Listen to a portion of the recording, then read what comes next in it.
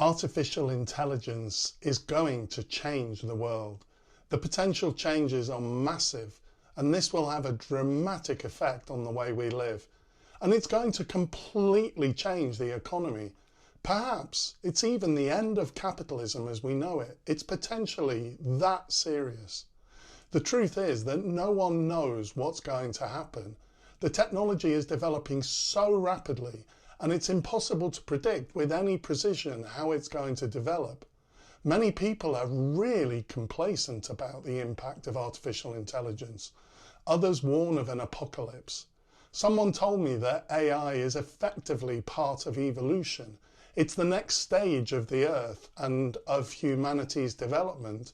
I have no idea if this is true. But it does feel sometimes as if AI has reached the point that it has a life of its own, that it's now unstoppable. I've listened to a lot of people talking about AI and its impact. You only need to watch the Terminator films to understand the doomsday scenario.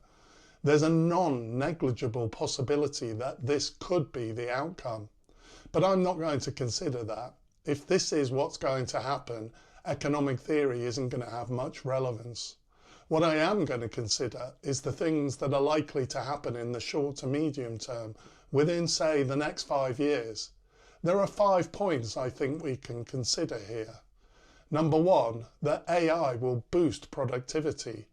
AI automates routine tasks and optimizes complex processes. Depending on the industry, it will mean that business will be able to produce more at significantly lower costs. This has led some to claim that this will boost economic growth very substantially. One study by McKinsey estimates that generative AI alone could add between $2.6 trillion and $4.4 trillion annually to the global economy. I'm not sure that it will lead to economic growth in terms of nominal GDP. For certain industries, costs will dramatically fall, and this means that prices will fall dramatically. This would have the effect of deflating nominal GDP. This would be most dramatic in white-collar industries, in service industries like financial services, education and health. For manufacturing, the impact of AI is tied to the development of robots. AI robots will be able to design, produce and sell goods without any human intervention. Although there is a significant cost associated with the physical robots, a much greater cost than there is with pure AI, it may well be that the cost of producing manufactured goods will fall dramatically too. Again, although this may mean that there's growth in terms of the volume that can be produced, if prices fall significantly, the size of the industry may contract in financial terms. All that said, AI will make goods and services cheaper, in some cases much cheaper.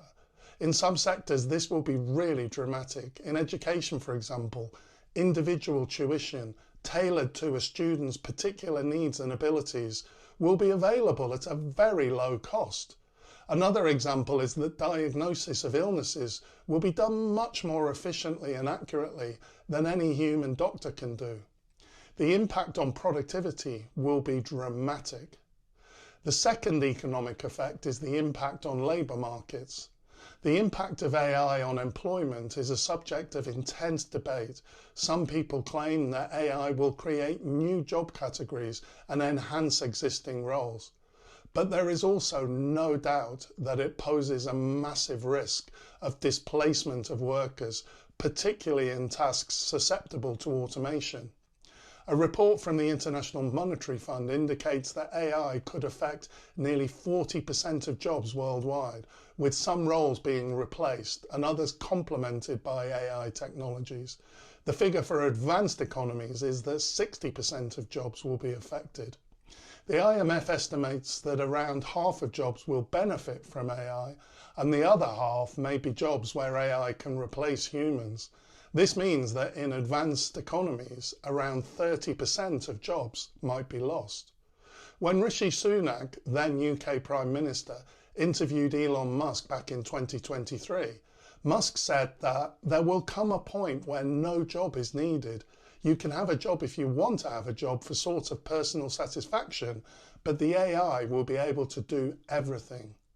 There are plenty of others who are saying things like this, and no one knows the timetable within which this could happen. Sunak actually laughed when Musk said this. I found this a strange response. As the leader of a major economy, you would expect the response to be more like, what? Are you really telling me that AI will replace all jobs? Followed up by, well, we'd better be thinking seriously about what we do in this situation. Instead, Sunak's response, and this is typical of many when faced with this scenario, was to gloss over it. There's a real complacency going on here. The third economic effect relates to income inequality and economic disparities. AI's influence on income distribution is a critical concern. There's a risk that AI could exacerbate existing economic inequalities if the benefits end up being concentrated among a small group of firms or individuals. AI is often portrayed as an unstoppable, decentralized force, but in reality, a tiny handful of companies control its development, its deployment, and ultimately gain the economic benefits. OpenAI, Google, DeepMind, Microsoft, Meta, Amazon, and Nvidia dominate the AI landscape, controlling not just the models themselves, but the infrastructure, hardware, and funding that determine how this technology will be used. This level of concentration has profound implications for economic power, employment, and even democracy, as AI becomes an essential part of both business and governance. The world does not appear to be heading towards a future where AI is a freely available tool for everyone. Rather, it's being centralized into the hands of a few corporations, with governments struggling to keep pace. Some believe that the benefits will have to be shared out, that you can't have the vast majority of people unemployed and poor, while a very small number of people are stupidly rich. Elon Musk hinted at this in the same interview with Sunak. He said, we won't have universal basic income, we'll have universal high income. He continued, it'll be somewhat of a leveler or an equalizer because really, I think everyone will have access to this magic genie. But this is from the richest man in the world. There's no indication that he's interested in sharing that wealth. In fact, when you see what his agenda is in the Trump administration, the opposite seems to be true. The fourth economic effect relates to global competition and regulatory considerations. AI's development is also reshaping global economic dynamics. Nations are vying for leadership in AI innovation, recognizing its potential to confer significant competitive advantages. The emergence of Chinese AI firms such as DeepSeek, which has introduced cost-effective AI solutions, challenges the dominance of American tech companies and may influence international trade and economic relations. Regulatory approaches to AI vary globally, with some regions advocating for stringent oversight to ensure safety and accountability, while others promote a more laissez-faire stance to foster innovation. The US Vice President J.D. Vance, for instance, recently warned against excessive AI regulation, suggesting it could stifle technological process, and it seems as if the UK might be going in a similar direction. Recently in Paris, 60 countries signed a joint communiqué on AI, with only the US and UK not signing. The fifth economic effect of AI is on well-being and the meaning of life. AI's impact extends beyond economics, productivity and geopolitics. It also raises profound questions about human purpose, fulfillment and meaning.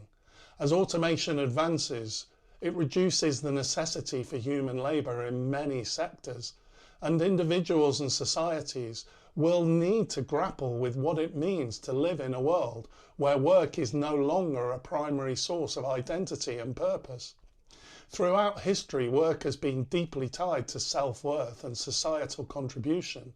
If AI significantly reduces the need for human labour, what replaces that sense of meaning?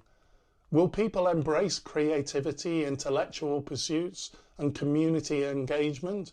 Or will mass unemployment lead to social stagnation, despair and increased inequality? Philosophers and social scientists have long speculated about a post-work society. Some argue that AI could free humanity from drudgery, allowing people to focus on higher pursuits like art, philosophy, spirituality, and interpersonal relationships. Others fear a dystopian scenario where widespread redundancy leads to deep social divisions, mental health crises, and a loss of purpose. The challenge isn't just economic, it's existential. Whilst there are pessimistic scenarios here, I think there's also a new opportunity. My videos are increasingly about a new economics, an economics beyond capitalism, a humanistic, ecological, spiritual economics. Perhaps AI forces a re-evaluation of human purpose itself, moving the economy beyond the obsession with productivity and growth towards something more meaningful. The choices made now will shape whether AI leads to a renaissance of human potential or a crisis of meaning. In conclusion, AI isn't just another technological advancement. It's a force that will reshape economies, societies, and even our understanding of human purpose. Its impact on productivity, employment, inequality, and global power structures is profound and is accelerating.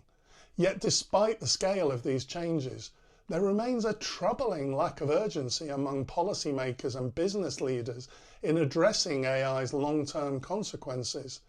Governments are either complacent or overly focused on regulation as a means of control, rather than seriously engaging with the deeper economic and philosophical questions that AI raises. But AI also presents an opportunity, perhaps even a necessity, to rethink the economic model itself. If automation does eliminate large swathes of traditional work, we're going to be forced to confront fundamental questions about how wealth is distributed, what constitutes meaningful human activity, and whether economic success should still be measured by GDP growth. The transition away from capitalism as we know it may not be a dystopian collapse, but an evolution towards something more human-centred, an economy built not on relentless production and consumption, but on creativity, purpose, and well-being. This is why we need a new economics as a matter of urgency. Thanks for watching, and I'll see you next time.